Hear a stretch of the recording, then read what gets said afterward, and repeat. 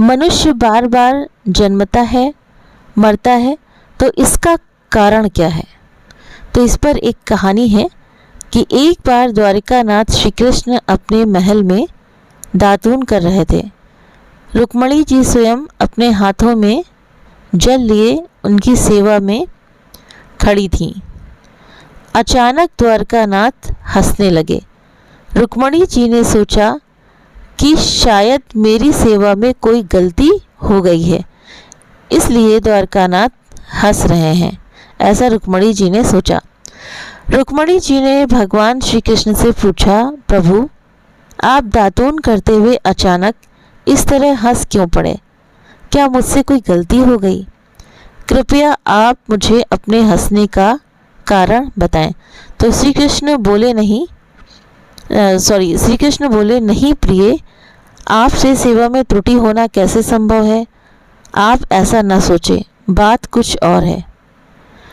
रुक्मणी जी ने कहा, आप अपने हंसने का रहस्य मुझे बता दें तो मेरे मन को शांति मिल जाएगी, अन्यथा मेरे मन में बेचैनी बनी रहेगी।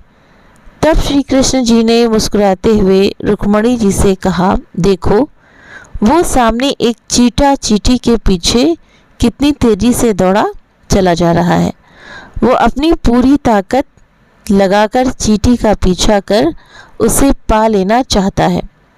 उसे देखकर मुझे अपनी माया शक्ति की प्रबलता का विचार करके हंसी आ रही है। तो रुक्मणी जी ने आश्चर्यचकित होते हुए कहा, वो कैसे प्रभु? इस चींटी के पीछे चींटे के दौड़ने पर आपको अपनी माया शक्ति की प्रबलता कैसे दिख गई? भगवान श्री कृष्ण ने कहा, मैं इस चींटे को 14 बार इंद्र बना चुका हूँ। 14 बार देवराज के पद का भोग करने पर भी इसकी भोग लिप्सा समाप्त नहीं हुई है। तो ये देखकर मुझे हंसी आ गई। इंद्र की पदवी भी भोग योनि है। मनुष्य अपने उत्कृष्ट कर्मों से इंद्रत्व को प्राप्त कर सकता है। 100 अश्वमेघ यज्ञ करने वाला व्यक्ति इंद्र प्राप्त कर लेता है, लेकिन जब उसके भोग पूरे हो जाते हैं तो उसे पुनः पृथ्वी पर आकर जन्म ग्रहण करना पड़ता है। तो प्रत्येक जीव इंद्रियों का स्वामी है, परंतु जब जीव इंद्रियों का दास बन जाता है तो जीवन कलुषित हो जाता है और बार बार जन्म मरण के बंधन में पड़ता है। वासना ही पुनर्जन्म का कारण है। तो सच बात है कि जिस मनुष्य की जहाँ वासना होती है उसी के अनुरूप ही अंत समय में चिंतन होता है और उस चिंतन के अनुसार ही मनुष्य की गति ऊंच नीच योनियों में उसका जन्म होता है। अतः वासना को ही नष्ट करना चाहिए। वासना पर विजय पाना ही सुखी होने का उपाय है। बुझेन काम अग्नि तुलसी कहूँ, विषय भोग वो घी ते। अग्नि में घी डालते जाइए, वो और भी धधकेगी। यही दशा काम की है। उसे बुझाना हो तो संयम रूपी शीतल जल डालना होगा। संसार का मोह छोड़ना होगा। बहुत कठिन है। वासनाएं बढ़ती हैं तो भोग बढ़ते हैं।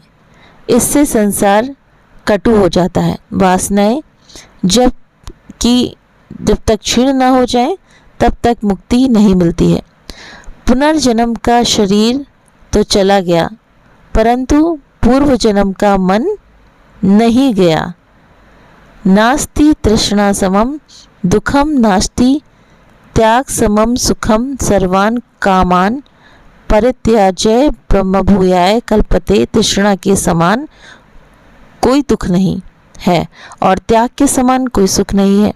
तो समस्त कामनाओं, मान, बड़ाई, स्वाद, शौकीनी, सुख भोग, आलस आदि का परित्याग करके केवल भगवान की शरण लेने से ही मनुष्य ब्रह्म भाव को प्राप्त हो जाता है।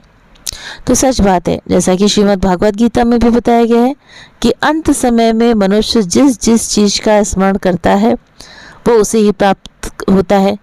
अगर वो घर का स्मरण कर रहा है तो घर में सांप बनकर आएगा। धन का स्मरण कर रहा है तो धन का कुछ वो बनकर आएगा, छिपकली बनकर आएगा घर का, अगर उसका वो है।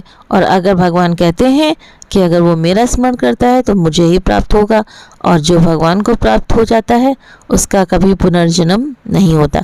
तो मनुष्य के जन्मने और मरण का कारण सिर्फ एक ही है कि उसकी वासना, उसकी इच्छा, वो जो सोच करके अपने मन में अंत समय में सोच करके जो अपना शरीर छोड़ता है, जैसे मैं मेरे का, परिवार का, बेटे का, धन का या भगवान का, जिसका भी स्मरण करता है और उसका शरीर वो अपना छोड़ देता है, तो फिर अगला जन्म उसको उसी योनि के अकॉर्डिंग मिलता है। तो उम्मीद करते हैं कि वीडियो पसंद आया होगा, कहानी पसंद आई होगी। वीडियो पसंद आया तो वीडियो को लाइक करें, चैनल पर पहली बार है तो सब्सक्राइब करना ना भूलें। आप अपने प्यारे प्यारे कमेंट्स भी करके मुझे बताइए कि ये कहानी आपको कैसी लगी। आप सभी के सहयोग के लिए आप सभी का बहुत बहुत दिल से धन्यवाद, शुक्रिया।